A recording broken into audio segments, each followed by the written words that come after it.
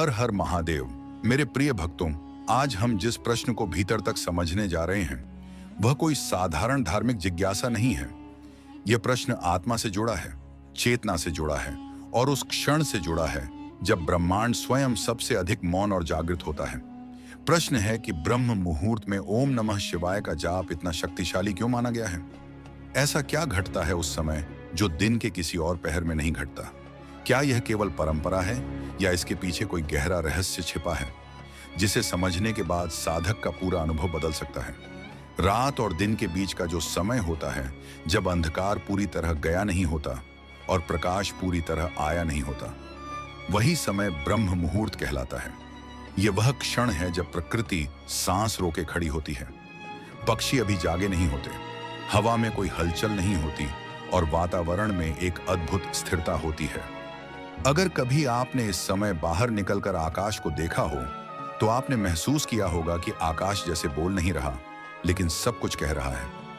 यह वही क्षण है जब बाहरी दुनिया शांत होती है और भीतर की दुनिया अपने आप खुलने लगती है। इसी समय जब साधक ओम नमः शिवाय का उच्चारण करता है तो यह केवल शब्दों का उच्चारण नहीं रह जाता। यह ध्वनि, यह कंपन सीधे उस शून्य से टकराता है जो उस समय प्रकृति में उपस्थित होता है। दिन में मन हजारों विचारों से भरा रहता है, रात को थकान और अवचेतन की गहराई होती है, लेकिन ब्रह्म मुहूर्त में मन एक दुर्लभ स्थिति में होता है, न पूरी तरह सोया हुआ न पूरी तरह जागा हुआ। यही वह स्थिति है जिसे योग में द्वार कहा गया है। कल्पना कीजिए एक झील की जिसमें दिन भर लोग पत्थर फेंकते रहे हों। पानी में लहरें हैं, सतह कांप रही है, आप उसमें अपना प्रतिबिंब साफ नहीं देख सकते। अब सोचिए वही झील तड़के सुबह की है, जब हवा नहीं चल रही, कोई पक्षी पानी को छू नहीं रहा, पानी एकदम स्थिर है। जैसे ही आप झील की ओर देखते हैं आपको अपना प्रतिबिंब स्पष्ट दिखता है। ब्रह्म मुहूर्त में मन भी वैसा ही होता है। जब आप ओम नमः शिवाय कहते हैं तो वह मंत्र उस स्थिर जल में गिरता है और उसकी तरंगे सीधे गहराई तक जाती है। ओम स्वयं में कोई साधारण ध्वनि नहीं है, यह वह मूल कंपन है जिसे सृष्टि की शुरुआत मानी जाती है। और नमः शिवाय का अर्थ है उस चेतना के प्रति समर्पण जो सबके भीतर है, जो जन्म और मृत्यु से परे है। जब आप ब्रह्म मुहूर्त में यह मंत्र बोलते हैं तो आप उस समय बोलते हैं जब ब्रह्मांड स्वयं सबसे अधिक ग्रहणशील होता है। यह ठीक वैसा है जैसे बीज बोने के लिए सबसे उपयुक्त मिट्टी और मौसम मिल जाए। कई लोग पूछते हैं कि क्या यही मंत्र दिन में बोलने से फल नहीं देता? देता है, लेकिन फर्क उतना ही है जितना दिन में तारे देखने और रात में तारे देखने में होता है। तारे दिन में भी होते हैं लेकिन दिखाई नहीं देते, रात का अंधकार उन्हें प्रकट कर देता है। उसी तरह ब्रह्म मुहूर्त का मौन मंत्र की शक्ति को प्रकट कर देता है। एक साधक की कहानी याद आती है जो वर्षों से मंत्र जाप करता था, लेकिन उसे भीतर कोई विशेष अनुभव नहीं होता था। उसने जाप छोड़ने का मन बना लिया। किसी दिन किसी संत ने उसे केवल इतना कहा कि 1 महीने तक ब्रह्म मुहूर्त में उठकर केवल एक ही मंत्र जप करना, बिना किसी अपेक्षा के। पहले ही सप्ताह में उसे अनुभव होने लगा कि उसका मन अपने आप शांत होने लगा है। तीसरे सप्ताह में उसने पहली बार ध्यान में शून्यता का स्वाद चखा और 1 महीने बाद उसने कहा कि मंत्र वही था, शब्द वही थे, लेकिन समय बदलते ही जैसे मंत्र ने बोलना शुरू कर दिया। ब्रह्म मुहूर्त में शरीर की ऊर्जा भी अलग होती है। उस समय प्राण वायु स्वाभाविक रूप से ऊपर की ओर बहती है। रीढ़ सीधी रखने पर ऊर्जा ऊपर उठना चाहती है। जब ओम का उच्चारण किया जाता है तो यह कंपन रीढ़ से होकर मस्तिष्क तक जाता है। दिन में यही ऊर्जा नीचे की ओर भागती है, इसीलिए ध्यान में बैठना संघर्षपूर्ण लगता है। लेकिन ब्रह्म मुहूर्त में ध्यान संघर्ष नहीं, सहयोग बन जाता है। यह समय अहंकार के लिए सबसे कमजोर और आत्मा के लिए सबसे मजबूत होता है। दिन में हमारा मैं बहुत सक्रिय रहता है। मैं क्या कर रहा हूं, मुझे क्या चाहिए, लोग मेरे बारे में क्या सोचेंगे। लेकिन ब्रह्म मुहूर्त में यह मैं कुछ देर के लिए चुप हो जाता है, और जब मैं चुप होता है तभी शिव प्रकट होते हैं। शिव कोई मूर्ति नहीं है, शिव वह स्थिति है जहां अहंकार शून्य हो जाता है। जब आप इस समय ओम नमः शिवाय कहते हैं तो यह किसी से कुछ मांगना नहीं होता, यह कहना होता है कि मैं तैयार हूं। जैसे कोई शिष्य गुरु के द्वार पर चुपचाप खड़ा हो जाए, कोई शब्द नहीं, कोई मांग नहीं, केवल उपस्थिति। यही उपस्थिति धीरे धीरे साधक को भीतर से बदल देती है। कई लोग सोचते हैं कि उन्हें मंत्र जाप करते समय कोई दृश्य दिखना चाहिए, कोई चमत्कार होना चाहिए, लेकिन असली चमत्कार बहुत शांत होता है। आप अचानक पाएंगे कि क्रोध कम हो रहा है, भय ढीला पड़ रहा है और जीवन के प्रति एक अजीब सा भरोसा जन्म ले रहा है। यह सब बिना शोर के होता है, ठीक वैसे ही जैसे सूरज उगता है। कोई आवाज नहीं करता, लेकिन अंधकार समाप्त हो जाता है। ब्रह्म मुहूर्त में किया गया जाप जीवन में स्थिरता लाता है, क्योंकि आप दिन की शुरुआत ही उस चेतना से जोड़कर करते हैं जो अविनाशी है। फिर चाहे दिन में कुछ भी हो जाए, भीतर कहीं एक आधार बना रहता है। जैसे तूफान में भी किसी गहरे समुद्र में शांति बनी रहती है। यहां तक हमने केवल यह समझा है कि ब्रह्म मुहूर्त क्या है और ओम नमः शिवाय उस समय क्यों गहराई तक जाता है। आगे हम यह समझेंगे कि इस जाप से साधक के भीतर कौन कौन से सूक्ष्म परिवर्तन होते हैं और कैसे यह मंत्र धीरे धीरे जीवन को साधना में बदल देता है। जब कोई साधक ब्रह्म मुहूर्त में लगातार ओम नमः शिवाय का जाप करता है, तो कुछ परिवर्तन ऐसे होते हैं जो बाहर से दिखाई नहीं देते, लेकिन भीतर बहुत गहरे घटते हैं। शुरुआत में साधक को लगता है कि वह वही कर रहा है जो पहले करता था, वही मंत्र, वही माला, वही आसन।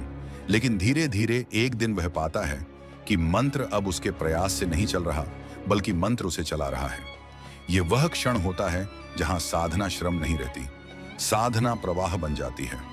ब्रह्म मुहूर्त का सबसे बड़ा रहस्य यह है कि उस समय मन सबसे कम प्रतिरोध करता है। दिन में जब हम मंत्र बोलते हैं तो मन बार बार बीच में आता है, कभी यादें, कभी योजनाएं, कभी डर, कभी इच्छाएं।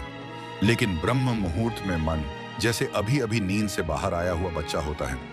उसमें चालाकी नहीं होती, उसमें जिद नहीं होती। वह जो भी सुनता है उसे सीधे स्वीकार कर लेता है। इसी कारण उस समय बोला गया मंत्र अवचेतन में बहुत गहराई तक उतर जाता है। ओम नमः शिवाय केवल एक धार्मिक वाक्य नहीं है, यह एक आंतरिक प्रक्रिया है। ओम के उच्चारण से जो कंपन पैदा होता है वह केवल कानों तक सीमित नहीं रहता, वह छाती में, गले में, सिर के भीतर फैलता है। और जब यह कंपन ब्रह्म मुहूर्त के मौन में घुलता है तो वह भीतर जमी हुई पुरानी गांठों को ढीला करने लगता है। कई साधकों को इस समय बिना किसी कारण आंखों से आंसू बहते हुए अनुभव होते हैं। वे आंसू दुख के नहीं होते, वे आंसू बोझ के उतरने के होते हैं। धीरे धीरे साधक यह महसूस करता है कि उसकी सांसें बदल रही हैं। पहले सांसें ऊपर ऊपर चलती थीं, अब वे गहरी होने लगती हैं। पहले जाप करते समय थकान महसूस होती थी, अब जाप करते समय ऊर्जा महसूस होती है। यह इसलिए नहीं होता कि शरीर मजबूत हो गया, बल्कि इसलिए होता है कि शरीर के भीतर बहने वाली प्राण शक्ति का मार्ग साफ होने लगता है। ब्रह्म मुहूर्त में ओम नमः शिवाय का जाप करने वाला व्यक्ति दिन में अलग ही तरह का दिखाई देता है। वह कम बोलता है, लेकिन जब बोलता है तो उसके शब्दों में वजन होता है। वह जल्दी प्रतिक्रिया नहीं करता, बल्कि पहले भीतर कुछ स्थिर होने देता है। यह बदलाव वह स्वयं भी तुरंत नहीं समझ पाता, लेकिन उसके आसपास के लोग धीरे धीरे महसूस करने लगते हैं कि इसके साथ बैठने से मन शांत हो जाता है। एक गृहस्थ व्यक्ति की कहानी है जो हर सुबह उठकर केवल 10 मिनट ब्रह्म मुहूर्त में जाप करता था। उसके पास ना तो ज्यादा समय था, ना कोई विशेष साधना, लेकिन उसने एक बात पूरी ईमानदारी से की। वह जाप के समय कुछ भी बनने की कोशिश नहीं करता था, ना अच्छा भक्त, ना महान साधक। वह बस बैठता था और मंत्र को अपने भीतर उतरने देता था। कुछ महीनों बाद उसने बताया कि उसके जीवन की सबसे बड़ी समस्या उसका क्रोध बिना किसी संघर्ष के कम हो गया। उसने कोई संकल्प नहीं लिया था कि मैं अब गुस्सा नहीं करूंगा, बस मंत्र ने भीतर कुछ ऐसा बदल दिया कि गुस्सा उठता ही नहीं था। यहां एक बहुत सूक्ष्म बात समझने की है। ब्रह्म मुहूर्त में किया गया जाप कर्म को नहीं बदलता, वह कर्ता को बदल देता है, और जब कर्ता बदल जाता है तो कर्म अपने आप बदल जाते हैं। यही कारण है कि शास्त्रों में कहा गया है कि इस समय किया गया जप जन्म जन्मांतर के संस्कारों को भी स्पर्श करता है। जब साधक नियमित रूप से इस समय मंत्र जप करता है तो उसके भीतर एक मौन जन्म लेने लगता है, जो केवल ध्यान तक सीमित नहीं रहता। वह मौन उसके काम में, उसके संबंधों में, उसके अकेलेपन में भी साथ चलता है। पहले जहां अकेलापन भारी लगता था, अब वही अकेलापन एक मधुर संगति बन जाता है, क्योंकि भीतर शिव का स्मरण चल रहा होता है। कई बार साधक को ऐसा भी लगता है कि मंत्र जाप के दौरान वह कहीं खो गया है। उसे याद नहीं रहता कि कितनी माला हुई, कितनी देर बीत गई। जब आंख खुलती है तो समय जैसे छलांग लगाकर आगे निकल चुका होता है। यह कोई भ्रम नहीं है, यह वह अवस्था है जहां समय की पकड़ ढीली होने लगती है, और यही वह जगह है जहां ध्यान धीरे धीरे ध्यान नहीं रह जाता, ध्यान जीवन बन जाता है।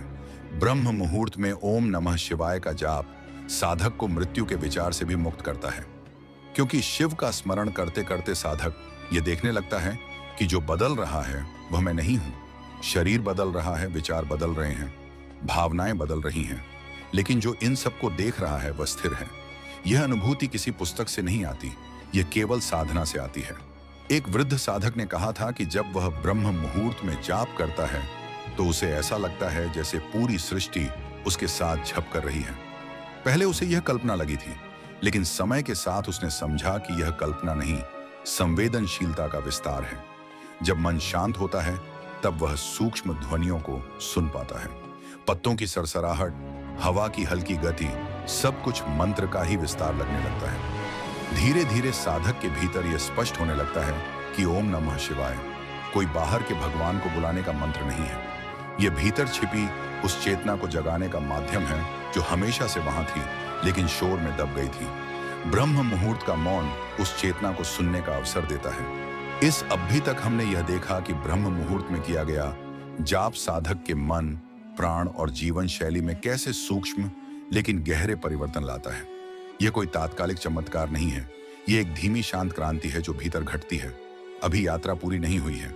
आगे और अंत में हम यह समझेंगे कि कैसे यह जाप साधक को केवल शांत नहीं करता, बल्कि उसे उसके जीवन के उद्देश्य से जोड़ देता है, और कैसे एक दिन मंत्र भी छूट जाता है लेकिन शिव शेष रह जाते हैं।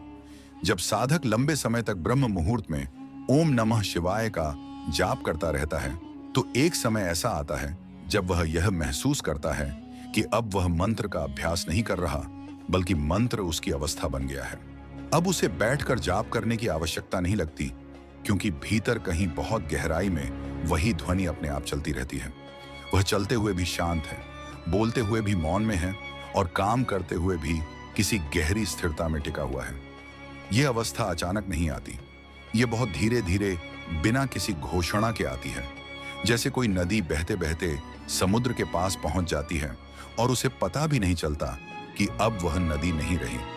यही कारण है कि सच्चे साधक कभी अपने अनुभवों का ढिंढोरा नहीं पीटते, क्योंकि उन्हें पता होता है कि जो घटा है वह शब्दों से बहुत परे है। ब्रह्म मुहूर्त में किया गया ओम नमः शिवाय का जाप साधक को जीवन और मृत्यु दोनों से मित्रता करना सिखा देता है।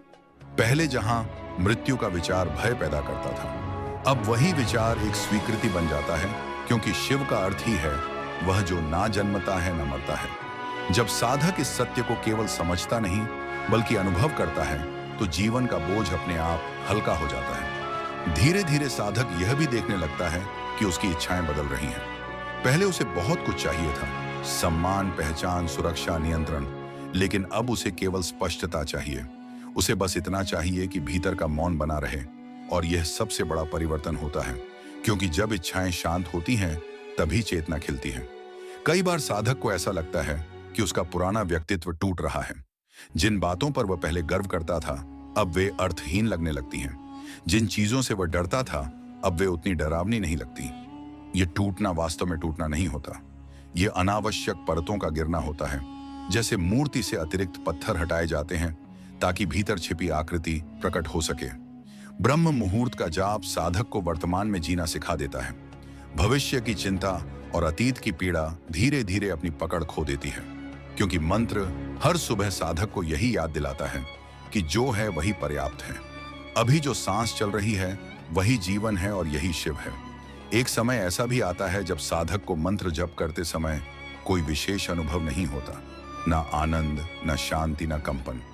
पहले जहां अनुभव होते थे अब वहां सादगी आ जाती है। बहुत से लोग यहां रुक जाते हैं और सोचते हैं कि साधना खत्म हो गई, लेकिन वास्तव में यही साधना गहरी होती है, क्योंकि अब साधक अनुभव के लिए नहीं सत्य के लिए बैठता है, और सत्य हमेशा साधारण होता है। इस अवस्था में ओम नमः शिवाय कोई क्रिया नहीं रह जाता, वह साधक की पहचान बन जाता है।